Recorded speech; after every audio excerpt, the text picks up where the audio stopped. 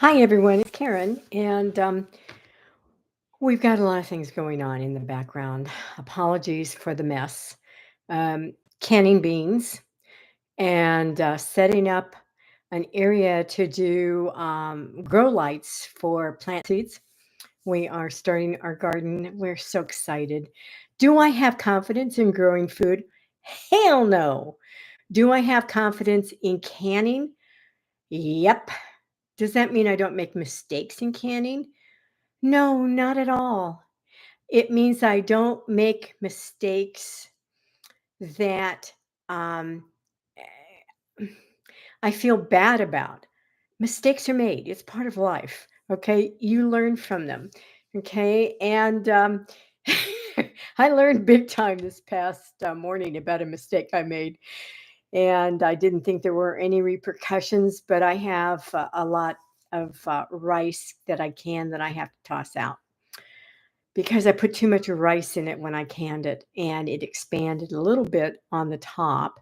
So it didn't seal properly for a long period of time, and so it's going bad. And Janet my roommate, had smelled a scent throughout the house. I didn't. Her nose is more sensitive than me, and she says, "Yeah." I walk into the house and hi, Jewel. Thank you for joining me, hon. So I've got a mess to clean up. There are repercussions in life. Okay. You make a mistake, you clean up your mess, you learn from your mess, hopefully, or you'll repeat your mess. And you go on. You don't trash yourself because you made a mistake. And I'm going to tell you something about mistakes.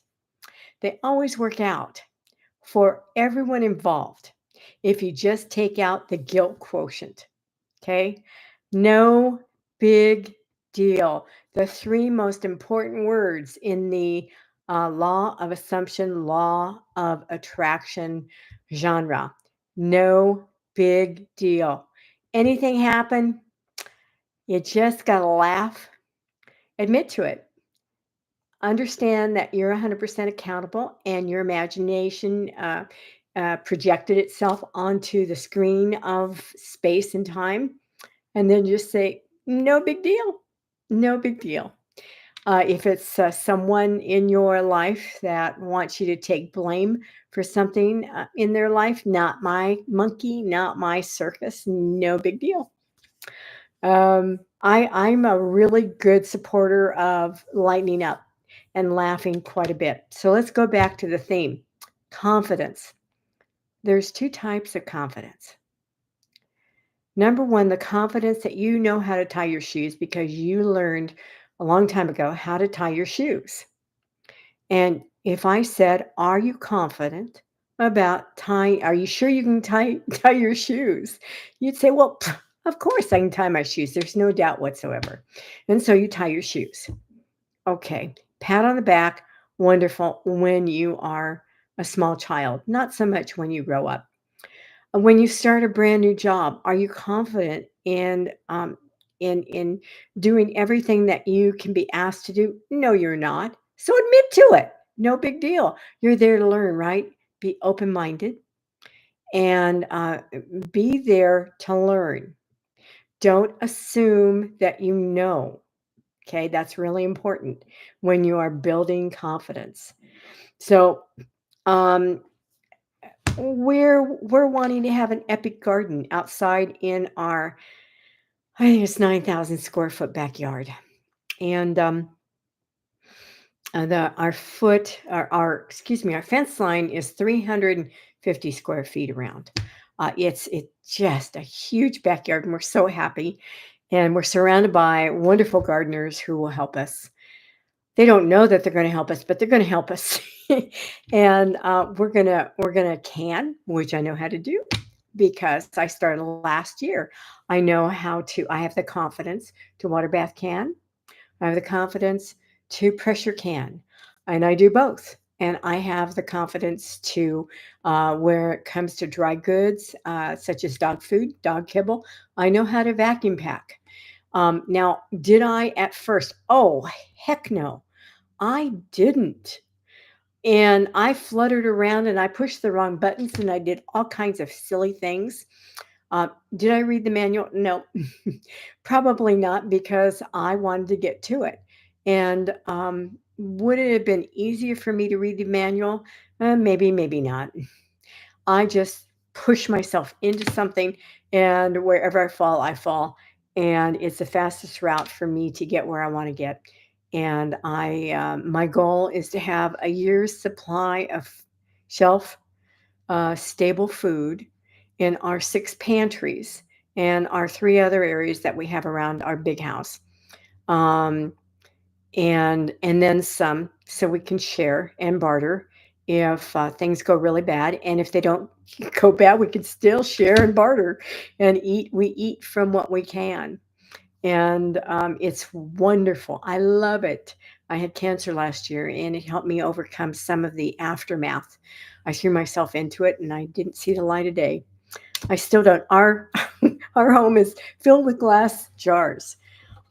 That's who I am whenever I go grocery shopping. What'd you get? Oh, more glass jars. It takes about 3,500 glass jars for enough food for two people.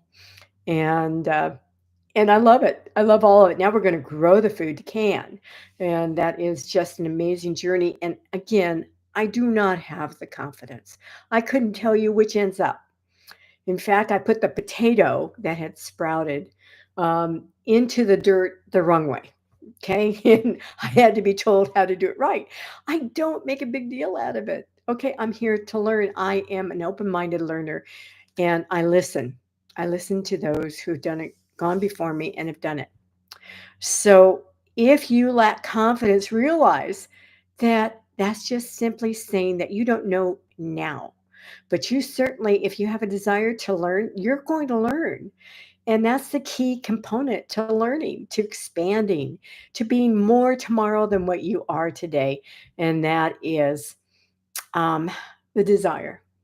And if you have a passionate desire like I do, and that is to can and to pressure can and to seal up jars full of food and bags, and then grow our own food. I mean, I'm like a kid in a candy store, even though the candy is carrots. And I go out there and go, "Oh my God, dirt!" And I plunk the potato down and I bury it, and I'm just tickled pink. I'm like a kid. Become ye as little children. Play with life. Don't be so damn serious. Okay. There's many things that you want to be serious about, and you don't want to laugh about, and you don't want to make fun of. Certainly, but not every aspect of life needs to be taken so seriously. Lighten up and stop living in your head. Go out there and experience life. You may not know how to dance, but you desire to dance. And so, what you want to do is perhaps take dance lessons or ask a friend to teach you how to dance. And you will start dancing, and you'll get better and better and better with practice. And at first, you do not have the confidence. And so, you want to gain confidence so that you can go to a dance, maybe with or without friends, and get up there and cut a rug. Old expression that comes from probably before I was born. So, um, hopefully, you are in the groups that I manage because you want to become better. Well, good, because you're on the right path. And so you want things in your life to change for the better. Great. Are you confident that you know every aspect of maybe wanting to learn how to water ski? Um, no, you don't, but you're going to learn and you're going to fall down. The problem with confidence building is, yes, you skin your knees, you mess up canning, you mess up not because of you, but because you were told wrong in canning, and no big deal. Okay, you're going to learn that that's not the way I want to do it again, and so you won't do it again. You'll do it that way again. You'll do it a little differently, and it'll turn out perfect. And so then you're going to share that information to everybody so that they can be more proficient with better success. And you're going to go out, if you decide that you want to learn how to dance, you're going to go out and you're going to teach other people how to dance. And that's what we do. We share. Okay. I know I do. And a lot of people are lining up to be taught how to pressure can and how to water bath can, and they don't have any supplies. And then we're going to learn how to freeze dry. We've got this big freeze dryer out there cooling its heels because it was constantly telling us that we are not worthy to touch it. Okay, so fine, it stopped when it sat lonely in our old place. We moved to a huge place, not to in December 20th, I think it was, right before Christmas. I wouldn't recommend that. Um, so now choose something that you have a desire to do and make it your goal to go out there and do it. And be willing to look like a fool, be willing to break jars, be willing to mess up food, be willing to go the complete journey, not just control and not just, thinking that, oh my God, the expense. Life is a cost. Okay. And it does cost money to live. Uh, and those who say that they lack money, they're afraid to live. And that's the bottom line of lack fear. I'm going to be doing a talk on that soon, maybe even on Friday. So, the second type of confidence is the confidence that you feel when you are aligned with God's source and you cannot truly explain it. It goes beyond earthly confidence. And you aren't going out there and bragging about how you're aligned with God's source. You just are. And you know darn well that you have a challenge coming up and you're just going to go through it and you're going to be fine. I had cancer last year and I was guided to do chemotherapy and radiation when we moved last year to our temporary place that we have as a rental now. And then we moved again December here. And I was capable of moving then. I had a chemo bag, a ball on my around my hip when we moved the first time. It was unpleasant. And my roommate did so much of the work, and we hired movers.